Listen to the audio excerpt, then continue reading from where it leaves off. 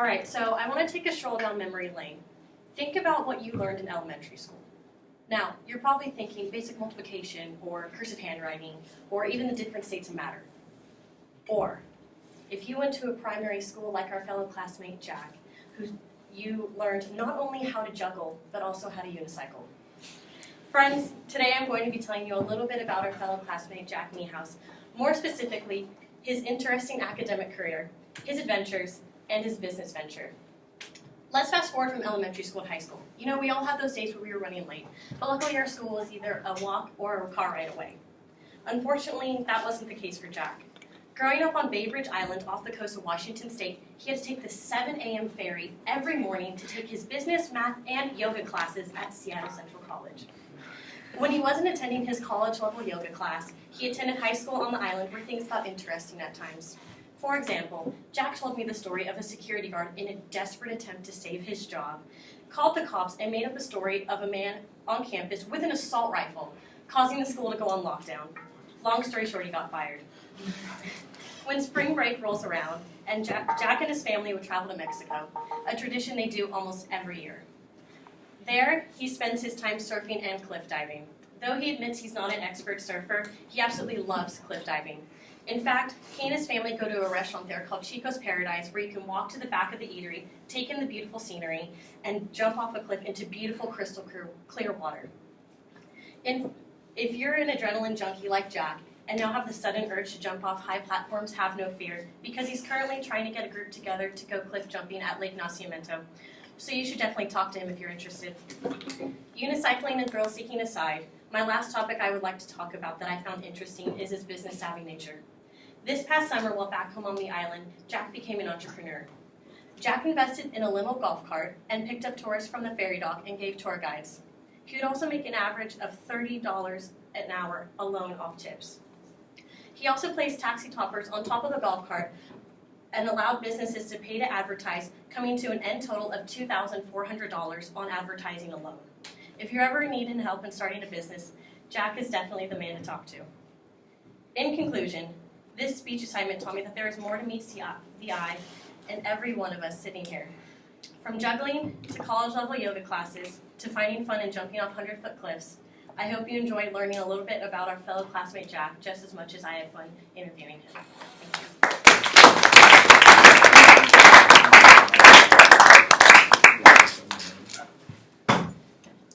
Okay, Daniel.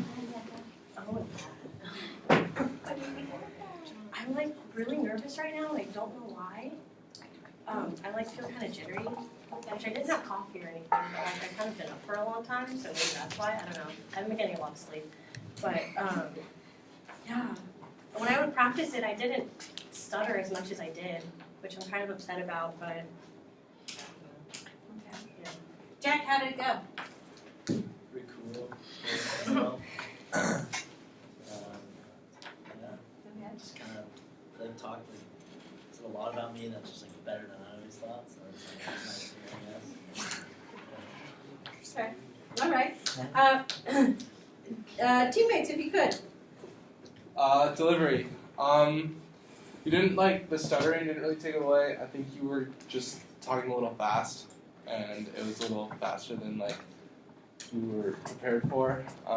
But it didn't really take away. You were you enunciated well, so it was still clear what you were saying. It was just pretty quick at some points.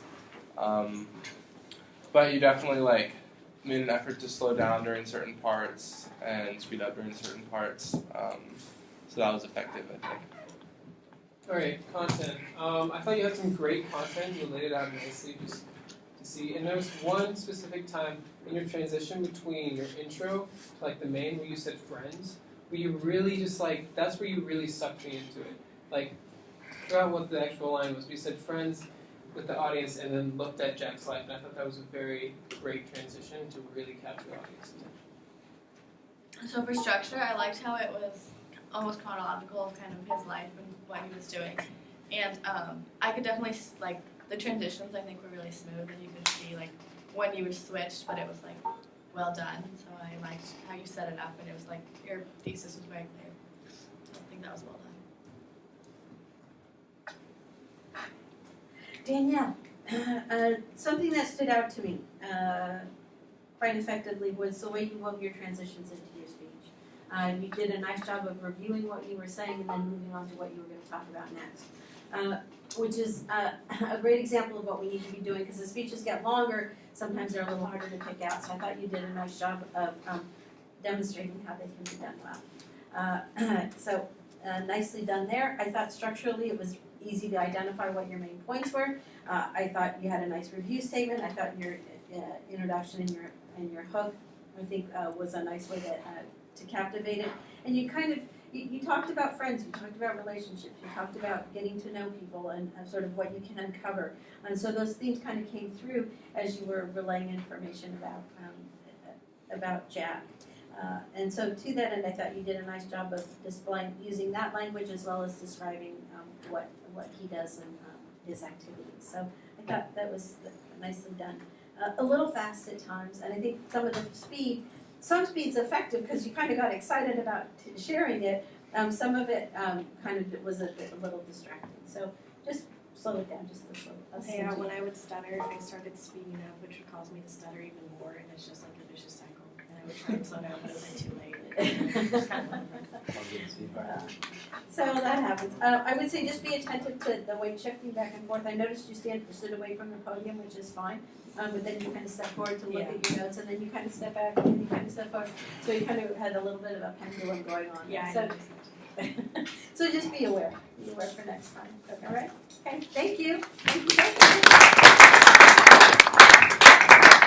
All right, you guys. I think we're done. We're round one. All right. Let's